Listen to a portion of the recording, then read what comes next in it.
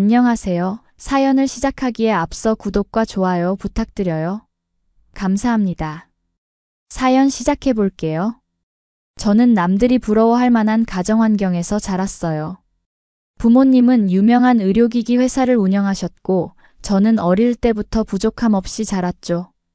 대학교에서 경영학을 전공했고, 부모님 회사를 물려받아 경영할 예정이었어요. 그런데 운명은 생각지도 못한 방향으로 흘러갔습니다.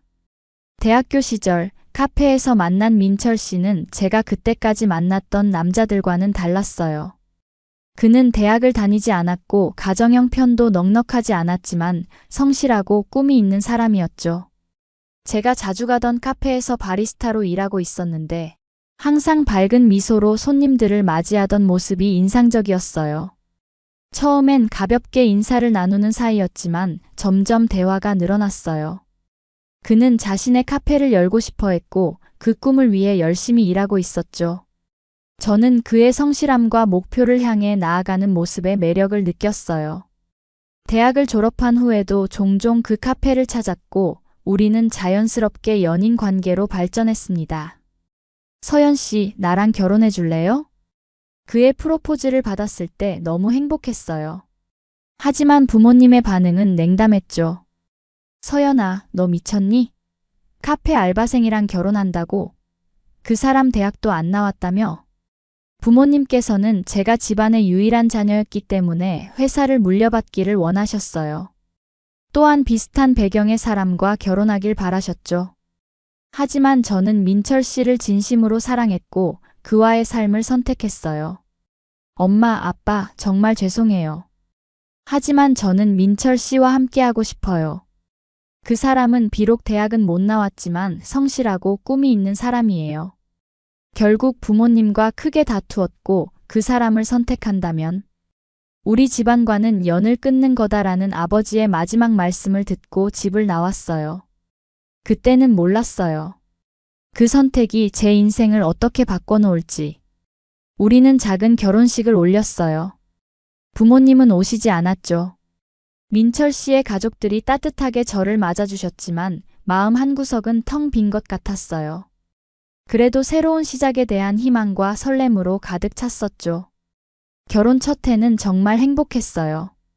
민철 씨는 카페에서 경력을 쌓으며 자신의 가게를 열기 위해 돈을 모으고 있었고, 저도 작은 회사에서 일하며 살림을 꾸렸어요.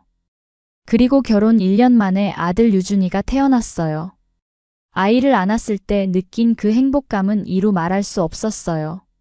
작고 여린 그 아이는 제 인생의 전부가 되었죠.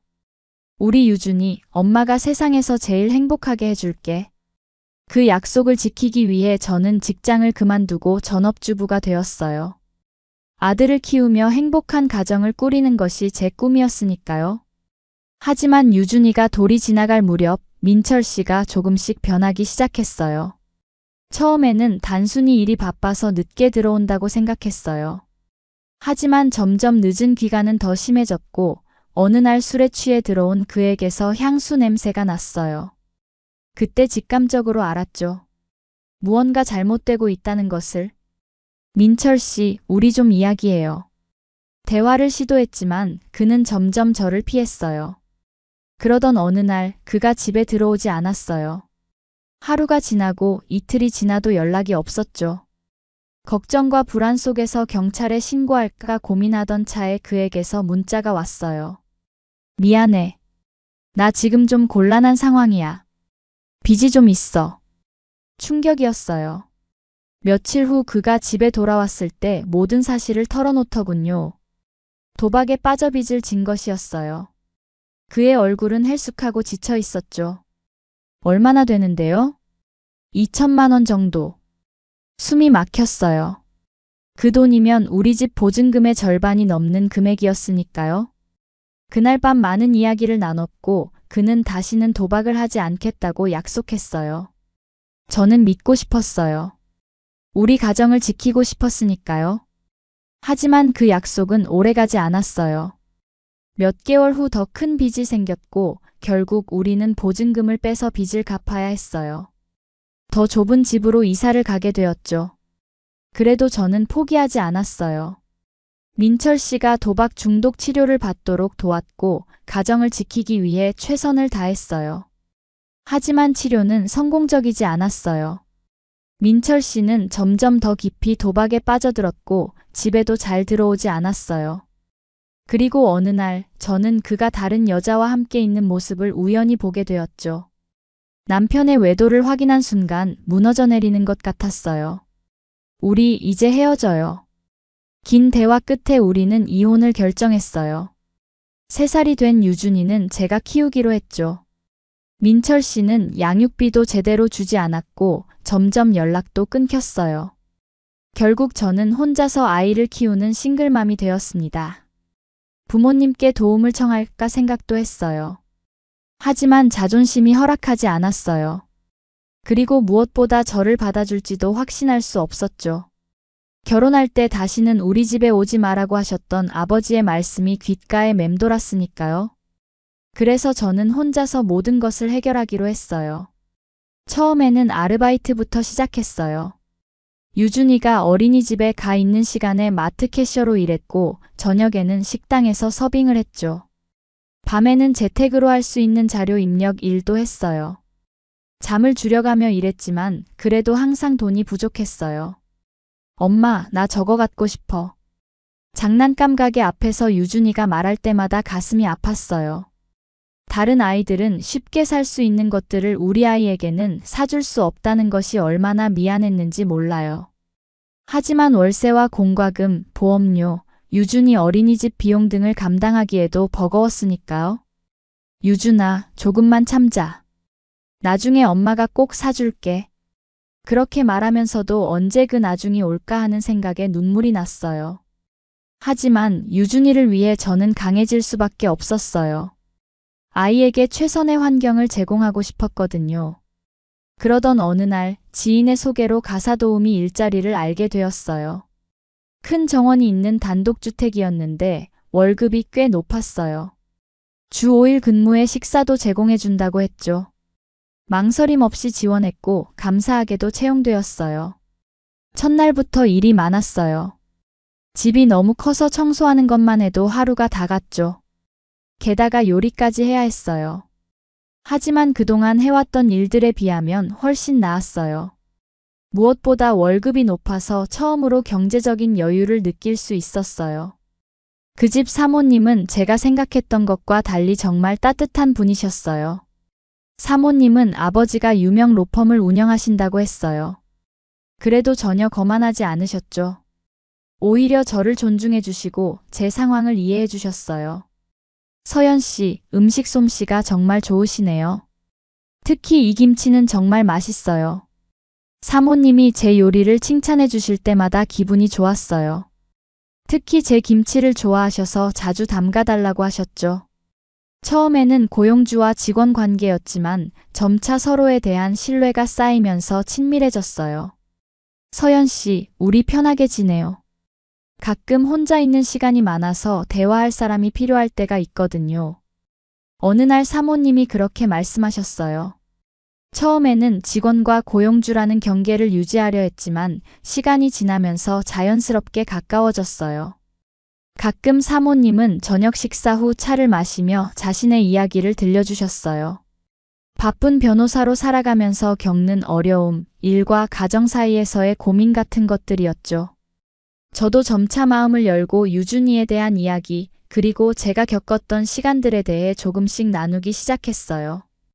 언니, 정말 대단해요. 그 상황에서 혼자 아이를 키우다니 저라면 못했을 거예요. 사모님의 진심 어린 말에 위로를 받았어요.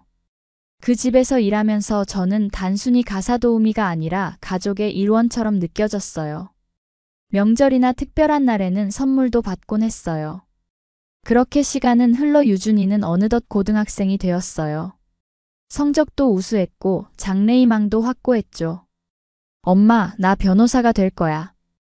약자를 도와주는 변호사. 아들의 그 말을 들었을 때 가슴이 뭉클했어요. 어려운 환경에서도 올곧게 자라준 아들이 너무 자랑스러웠죠. 저는 아들의 꿈을 위해 더 열심히 일했어요.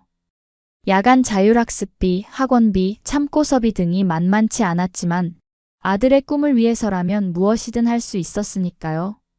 유준이는 정말 열심히 공부했어요. 밤늦게까지 책상에 앉아 공부하는 모습을 볼 때면 가슴이 뭉클했죠. 그 노력 끝에 유준이는 서울대 법대에 합격했어요. 엄마, 합격했어. 내가 해냈어. 그날 아들이 전화로 합격 소식을 알려줬을 때 저는 일하던 중이었지만 눈물을 참을 수 없었어요. 사모님도 함께 기뻐해 주셨죠. 언니 축하해요. 유준이 정말 자랑스럽겠어요.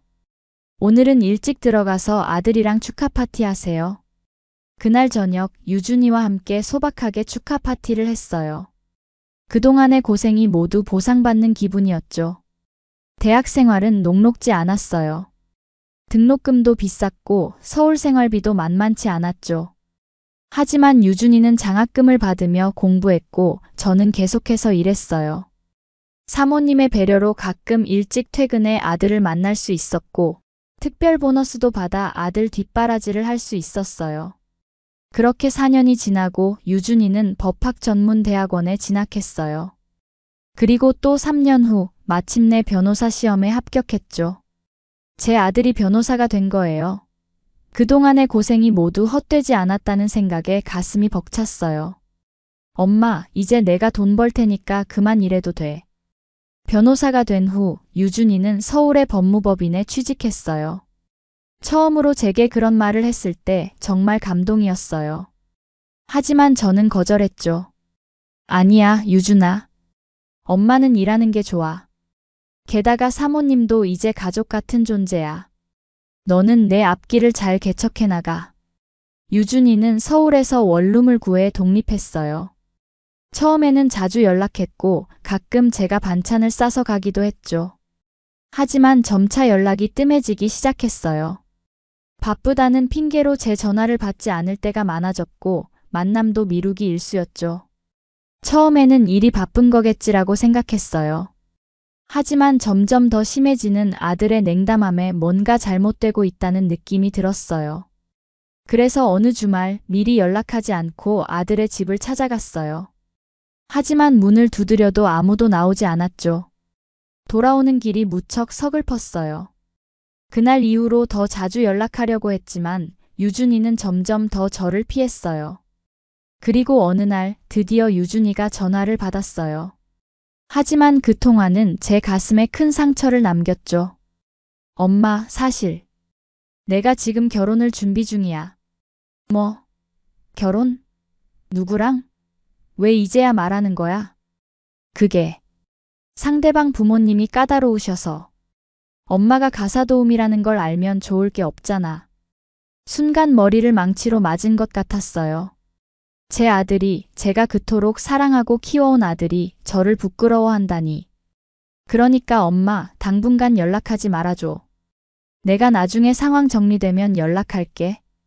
전화가 끊기고 나서 저는 한동안 아무 말도 할 수 없었어요. 믿을 수 없는 배신감과 서러움이 밀려왔죠.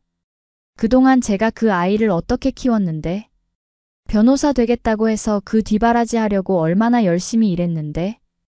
이제 와서 저를 부끄러워한다니요?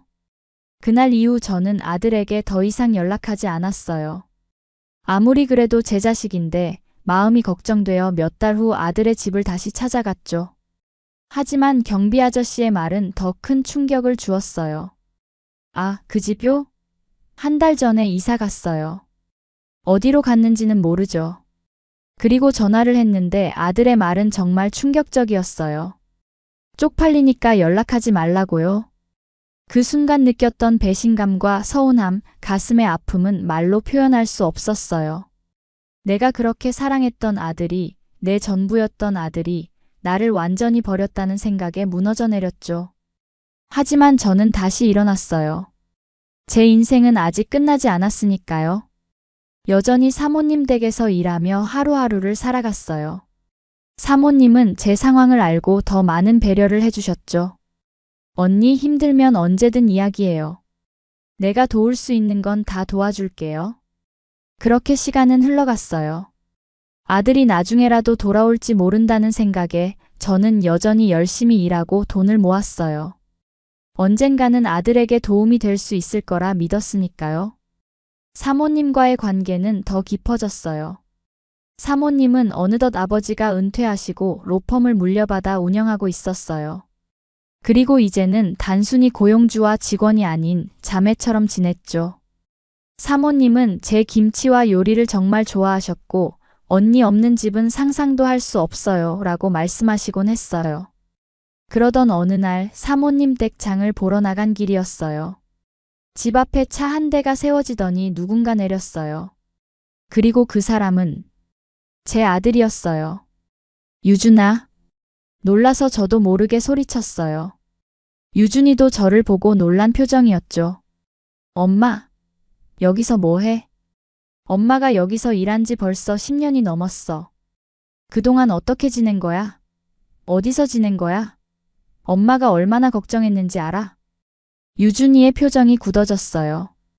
쪽팔리니까 연락하지 말라고 했잖아요. 그냥 가던 길 가세요. 그 말에 눈물이 왈칵 쏟아졌어요. 그때 마침 사모님이 대문을 열고 나오셨어요. 언니, 왜 울어? 무슨 일이야? 사모님의 목소리에 유준이가 급히 고개를 돌렸어요. 그리고는 깜짝 놀란 표정으로 사모님을 바라보더니 공손하게 인사했어요. 대표님, 요청하신 자료 가져왔습니다. 사모님은 유준이를 보시더니 저를 다시 바라보셨어요. 언니, 무슨 일이야? 왜 우는 거야? 말을 못하고 눈물만 흘리는 저를 보며 사모님이 다시 물으셨을 때 유준이가 입을 열었어요. 저희 어머니이십니다. 제가 자주 연락을 못 드려서. 사모님의 표정이 순식간에 변했어요. 어머, 진짜예요? 언니, 이 아들이 언니가 말한 그 아들이야? 힘들게 변호사로 만들었더니 창피하다고 연락하지 말라고 했던? 유준이의 얼굴이 새하얗게 변했어요. 사모님의 말씀에 아들은 당황한 기색이 역력했죠. 갑자기 유준이가 제 앞에 무릎을 꿇더라고요. 엄마, 정말 죄송해요. 제가 잘못했어요. 저는 아들을 일으켜 세웠어요. 아무리 그래도 제 아들이 길바닥에서 무릎 꿇는 것을 볼 수 없었으니까요. 하지만 마음은 여전히 아팠어요. 사모님은 단호한 목소리로 유준이에게 말씀하셨어요. 강유준 변호사, 사람 그렇게 안 봤는데 그러면 되겠어요? 세상에 자기를 낳아 키워준 부모를 창피해하는 사람이 어딨습니까? 난 이런 엄마 있으면 업고 다니겠네. 언니, 나 먼저 들어갈게요. 사모님이 집 안으로 들어가신 후 유준이는 어리둥절한 표정으로 물었어요. 엄마, 도대체 어떻게 된 거야? 대표님을 어떻게 알아? 그리고 왜 언니라고 불러? 저는 깊은 한숨을 내쉬었어요. 이 집에서 내가 계속 일했어. 네가 변호사 되도록 뒷바라지하려고. 그리고 사모님은 나를 가족처럼 대해주셨어. 유준이의 얼굴에 후회와 부끄러움이 스쳤어요. 아들은 이내 저에게 진심 어린 사과를 했고 모든 것을 설명했어요.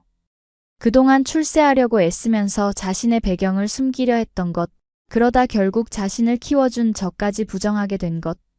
엄마, 정말 미안해요. 내가 너무 이기적이었어요. 용서해 주세요. 저는 아들을 안아주었어요. 아무리 미워도 제 자식인데 어떻게 용서하지 않을 수 있겠어요? 그날 이후로 유준이는 많이 변했어요. 지금은 저도 일을 조금 줄이고 가끔 유준이의 집에 가서 며칠씩 지내기도 해요. 돌이켜보면 참 많은 일이 있었어요. 좋은 집안에서 태어나 부모님의 반대를 무릅쓰고 사랑을 선택했고 배신을 당해 혼자 아이를 키웠죠. 그리고 그 아이에게 또 한 번 상처받았지만 결국은 다시 만나 화해했어요. 인생이란 참 예측할 수 없는 여정인 것 같아요. 우리가 계획했던 대로 흘러가지 않고 때로는 기쁨을, 때로는 고통을 안겨주죠. 하지만 그 모든 순간이 모여 지금의 우리를 만든다고 생각해요. 저는 여전히 사모님 댁에서 일하고 있어요. 이제는 예전처럼 힘들게 청소하고 요리하지는 않지만 사모님과의 우정과 그 집에 대한 애정 때문에 계속 일하고 있죠. 사모님도 저를 떠나보내지 않으시겠다고 하셨어요. 언니가 있어야 이 집 같아요 라고 말씀하시죠. 유준이는 이제 사모님의 로펌에서 중요한 역할을 맡고 있어요. 처음에는 어색했지만 지금은 사모님을 존경하는 후배 변호사가 되었죠. 가끔 저와 사모님, 유준이가 함께 식사를 하기도 해요. 그전은 제가 선택한 길이 비록 고달팠지만 결국에는 행복으로 이어졌다는 생각이 들거든요. 사실 저는 이제 모든 것을 용서했어요. 아들이 저지른 실수도, 전 남편의 배신도요. 인생을 살다 보니 누구나 실수를 할 수 있다는 것을 알게 되었거든요. 중요한 것은 그 실수를 인정하고 다시 일어서는 용기라고 생각해요. 얼마 전에는 용기를 내서 친정에 연락을 해봤어요. 아버지는 아직 그럴 준비가 안 된 것 같지만 시간이 지나면 제가 좀 더 용기를 내볼 생각이에요. 그동안 쌓인 오해와 아픔이 있겠지만 언젠가는 화해할 수 있길 바라고 있어요. 그래도 엄마는 제 연락을 많이 기다리셨나 봐요. 제 목소리에 울기만 하시더라고요. 인생은 참 신기한 것 같아요. 제가 가장 힘들다고 생각했던 순간들이 오히려 저를 더 강하게 만들었고, 제가 잃었다고 생각했던 관계들이 다시 제 곁으로 돌아왔으니까요. 지금 저는 행복해요. 아들과 화해했고, 좋은 며느리도 생겼으며, 사모님과 같은 소중한 친구도 있고, 심지어 엄마와도 다시 만났으니까요. 물론 아직도 가사 도우미로 일하고 있지만 그것이 제 자존심을 떨어뜨리지는 않아요. 오히려 자랑스러워요. 이 일을 통해 제 아들을 훌륭하게 키웠고 소중한 인연도 만들었으니까요. 앞으로는 어떤 일이 기다리고 있을지 모르겠지만 한 가지 확실한 것은 더 이상 두렵지 않다는 거예요. 이제 저는 인생이 주는 모든 순간을 감사하게 받아들이고 하루하루를 소중하게 살아갈 거예요. 그리고 무엇보다 제가 사랑하는 사람들과 함께라면 어떤 어려움도 이겨낼 수 있다는 걸 알게 되었어요. 그것이 제가 배운 가장 소중한 교훈이 아닐까 싶네요. 제 긴 이야기를 끝까지 들어주셔서 감사합니다. 구독과 좋아요, 알림 설정까지 잊지 마세요.